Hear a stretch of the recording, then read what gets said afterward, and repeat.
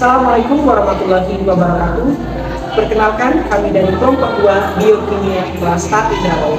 Pada video kali ini kami akan mempresentasikan video. Sebelumnya, izinkan kami memperkenalkan diri terlebih dahulu. Saya Ahmad Syafiq Kabar. Saya Elisa. Saya Adriana Pratiwi. Selamat menyaksikan. Tujuan pembelajaran: mahasiswa mampu menguasai fondasi saintifik pada materi protein. Adapun objek atau sampel yang akan diamati ialah sebagai berikut. Yang pertama ada ayam, yang kedua kacang, yang ketiga susu, dan yang terakhir telur. Prosedur proyek. Yang pertama, cari dan pahami materi mengenai protein. Kedua, temukanlah bahan pangan yang memiliki kandungan protein.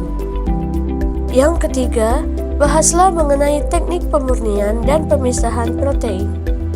Yang keempat, amatilah lalu rekam bahan pangan tersebut.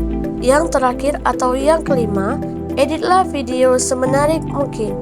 Materi singkat. Protein adalah instrumen yang mengekspresikan informasi genetik melalui proses transkripsi dan translasi di dalam sel. Protein adalah makromolekul yang paling penting dalam sel hidup. Di dalam sel terdapat ribuan jenis protein yang berbeda-beda. Masing-masing membawa spesifik yang ditentukan oleh gen yang sesuai. Semua protein di dalam makhluk hidup dibangun oleh susunan dasar yang sama, yaitu 20 jenis asam amino baku. Metode klasik untuk memisahkan protein juga memanfaatkan sifat yang bervariasi dari satu protein ke protein yang lain, termasuk dari ukuran, muatan, dan sifat pengikatan. Kandungan protein dan asam amino pada sampel. Berikut merupakan komposisi asam amino esensial pada ayam menurut Isa Brown Nutrition Management Guide pada tahun 2018. Selanjutnya ini adalah komposisi kandungan asam amino esensial pada telur oleh Michael pada tahun 1994 dan Deman pada tahun 1999 di dalam Kusnandar pada tahun 2011.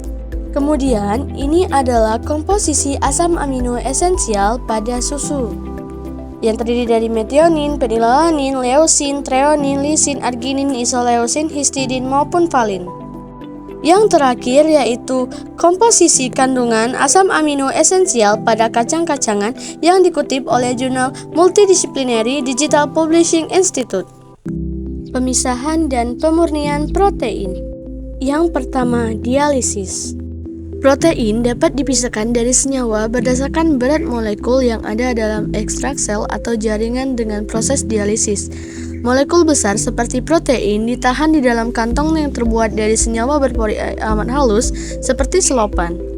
Jadi, jika kantongnya mengandung ekstrak sel atau jaringan dimasukkan ke dalam air, molekul kecil di dalam ekstrak jaringan tersebut seperti garam akan melewati pori-pori, tetapi protein dengan berat molekul tinggi akan tertahan di dalam kantong. Yang kedua, gel filtrasi. Gel filtrasi merupakan pemisahan protein berdasarkan ukuran molekulnya. Perangkaian otomatis memanfaatkan sejumlah kecil peptida yang berukuran besar. Walaupun demikian, banyak polipeptida berbobot molekul tinggi yang telah mengalami denaturasi. Mungkin tidak bisa larut karena selama denaturasi terpapar pada residu hidrofobik yang sebelumnya masih terpendam. Meskipun ketidaklarutan dapat diatasi dengan pemberian urea, alkohol, asam, atau basa organik, keadaan ini membatasi penggunaan selanjutnya, teknik pertukaran ion untuk pemurnian peptida. Namun, filtrasi gel terhadap peptida hidrofobik yang besar dapat dilakukan dalam asam asetat atau asam fosfat. Yang ketiga yaitu elektroforesis. Protein dapat juga dipisahkan satu dari yang lainnya oleh elektroforesis berdasarkan tanda dan jumlah muatan listrik pada gugus R dan gugus termal asam amino dan terminal karboksil yang bermuatan. Yang keempat ada SDS page. SDSPG atau yang bisa kita katakan elektroforesis gel poliakrilamida sodium dodesil sulfat adalah merupakan teknik elektroforesis gel yang menggunakan poliakrilamida memisahkan protein yang bermuatan berdasarkan berat molekulnya saja. Cara kerja SDSPG ini adalah dengan menghambat interaksi hidrofobik dan merusak ikatan hidrogennya. Yang kelima yaitu kromatografi. Kromatografi adalah cara memisahkan molekul berdasarkan pola pergerakan antara fase gerak dan fase diam yang digunakan untuk memisahkan komponen berupa molekul di dalam sebuah larutan. Molekul memiliki ikatan yang kuat dengan kolom yang cenderung bergerak lebih lambat daripada molekul yang berikatan. Yang keenam yaitu pemfokusan isoelektrik. Teknik ini memisahkan protein menurut titik isoelektriknya. Campuran protein ditempatkan pada strip gel yang mengandung gradien pH amobil dengan medan listrik yang diterapkan. Protein memasuki gel dan bermigrasi sampai masing-masing mencapai pH yang setara dengan PL-nya. Yang terakhir yaitu elektroforesis 2 dimensi. Isoelektroforesis 2 dimensi adalah suatu teknik analisa protein dengan melakukan pemisahan protein menggunakan 2 dimensi.